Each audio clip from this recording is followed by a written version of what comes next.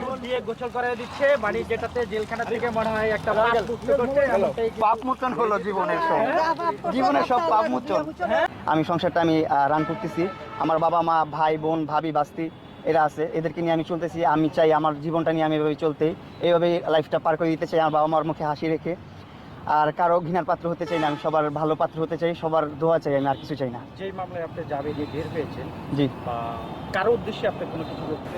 না আমি আপনার ইন্টারভিউটা তো দেখিনি, ওটা দেখলে হয়তো বলতে পারতাম। বাট আমি যেটা দেখেছি যে ওর আম্মুকে দুধ সোনার উপর পানি দিয়ে গোসল করিয়ে দিয়েছেন, এটা তো খুবই ইমোশনাল একটা ব্যাপার। আর আমার কাছে খুব ভালো লেগেছে ব্যাপারটা।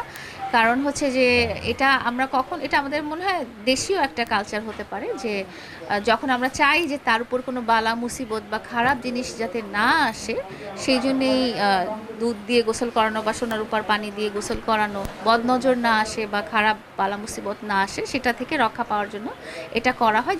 যেটা করা হয়েছে আমার কাছে খুব ভালো লেগেছে জিনিসটা, মানে আমি খুব ভালো ফিল করেছি এই ব্যাপারটাতে।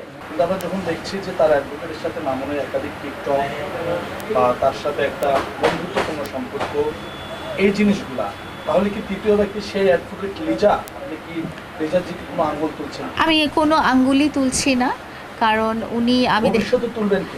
আমি যেটা বলছি যে উনি একজন আইনজীবী, সেই হিসেবে আমার সম্পূর্ণ সম্মান। এবং মামুনের যেহেতু একটা আস্থাভাজন ব্যক্তি উনি, আমার মানে সমস্ত আমার সাথেও ওনার কথা হয়েছে এবং আমার সাথেও উনি কিছু ভিডিও করেছিলেন, ওনার আইডিতেই আছে।